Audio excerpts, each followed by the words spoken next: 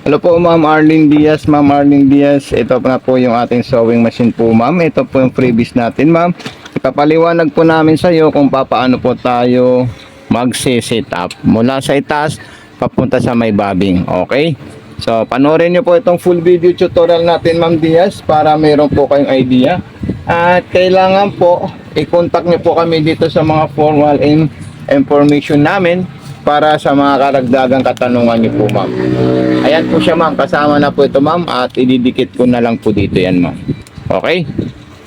So ayan, panoorin nyo po siya ma'am. Unang-unang gagawin po natin ma'am is tayo po ay mag-set up ng wiring diagram sa ating unit.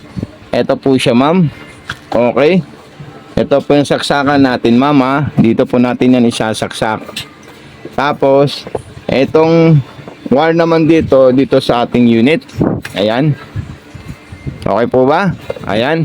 Then sumunod naman po dyan ma'am, tayo po ay magsasaksak sa transformer papunta sa outlet natin ma'am. Saan po yung outlet natin ma'am?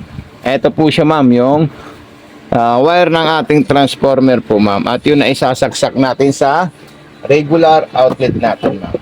Okay? So ito po siya ma'am. Ayan. Then sumunod po dyan. So ayan po siya. Nakasaksak na po siya ma'am.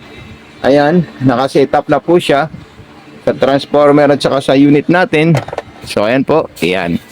Then button start. Ayan po siya ma'am ha. Nagana na po siya ma'am.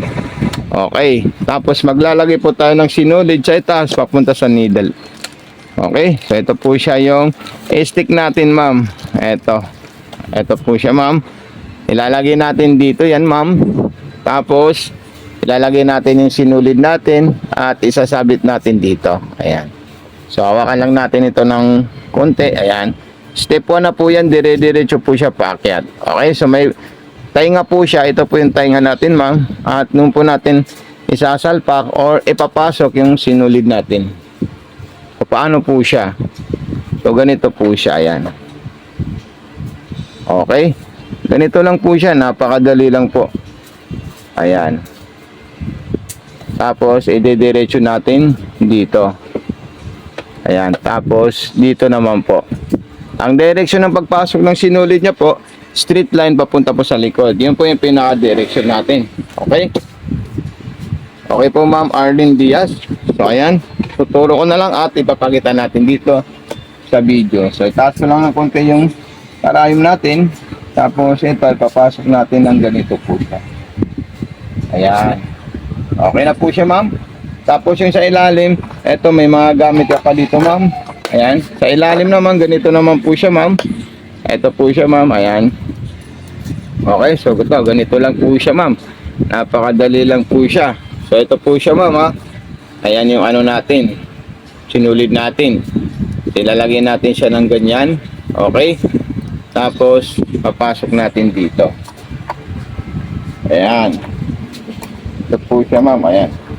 Tapos ikutin natin ito para makain niya po yung sinulid. Ayan. So ganyan lang po siya ma'am. Ayan po siya.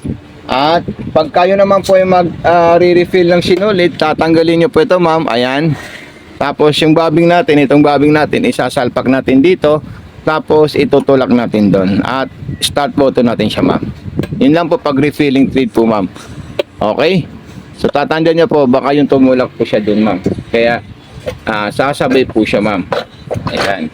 So kukuha po tayo ng tela natin ma'am Arlene Diaz. Subukan natin siya kung ano po yung mga tahi ng ating sewing machine. Ayan. So maong na po ito ma'am. Ayan. So pang maong. Tapos number 4. So ayan po siya ma'am. Then reverse lang plus lang po natin yan ma'am. Makatras na po siya ma'am. Talagang napaka-astig na sewing machine. Ito start natin siya. Okay. Tapos yung zigzag naman po ang gusto natin ma'am. So ito po siya ma'am. Ayan. Ayan, kung gusto niyo pong zigzag na masinsin po siya ma'am. So pwede niyo po siya ma'am, pwede niyo po siya sinsinan dahil dito. Ayan. Babaan niyo lang po ito ma'am. Ayan. Kasi bumababa po yan, automatic po siya ma'am. Once na, inaano niyo po yan, ina-adjust na po ito. So bababa po siya ma'am. Napakahusay po siya ma'am. Okay. Stop. Ayan, napaka-solid at napakaganda ng design or zigzag ng ating unit po, Ma'am Arlene. Ayan. Ayan siya, pwede na po siya gamitin na pang-aging or mga pang-stitches. Ayan. Ayan o, napakaganda po siya, Ma'am. Okay. Tapos, balit na zigzag. Ayan, pwede na po salitan. Pwede po itong gawing masinsin pa. Ayan. Parang pang-bartak. Ayan na po siya, Ma'am. Ayan.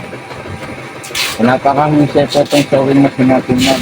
Grabe, napaka-solid po niya. Okay. So, ito po yung tinatawag na tension. Pagpangit po yung tayo natin sa ibabaw. Dito po tayo mag-adjust po, Ma'am. So, ayan na po siya, Ma'am. Kompleto na po yan, Ma'am Arlene Diaz. God bless and more power po, Ma'am.